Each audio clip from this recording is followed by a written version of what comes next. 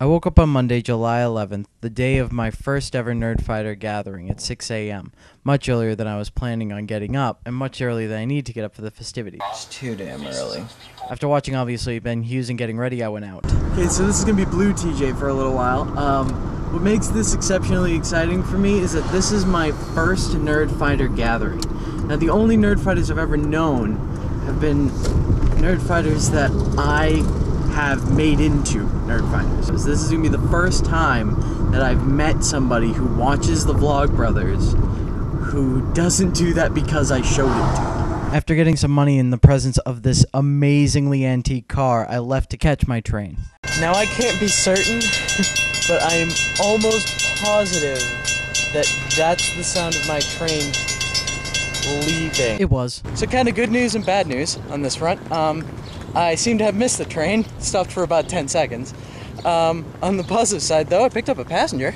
So, we're gonna try to get to Lowell Station for their train.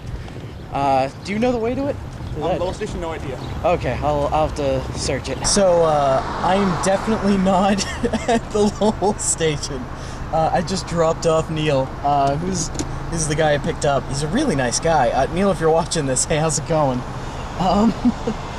But, yeah, I am now at South Station, because I dropped him off there. He was going to visit his family. So hey, you know, I'm now gonna find my way to Copley. This has been the weirdest friggin' morning ever.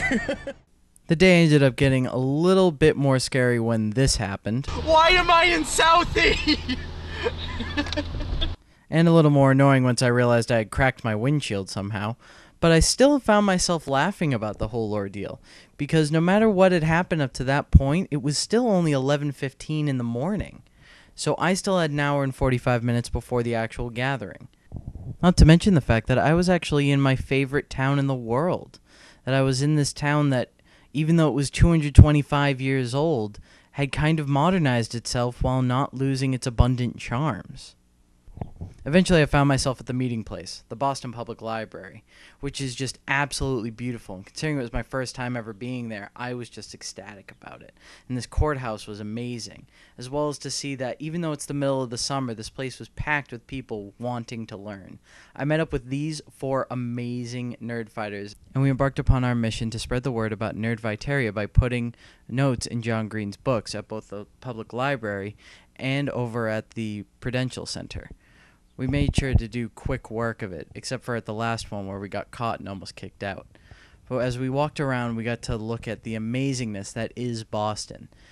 And as we went through our last stop over at the Barnes & Noble downtown, we actually ended up finding another Nerdfighter note that had at least 3 different handwritings on it. And it gave us hope to see that other people were actually spreading the word about Nerdfighteria.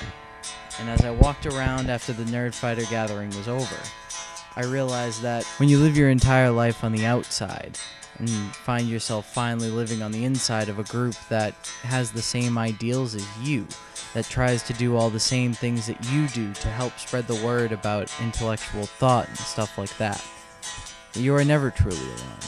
And even though there was only 5 of us, we felt like the entire nation of Nerdfighteria. DFTBA.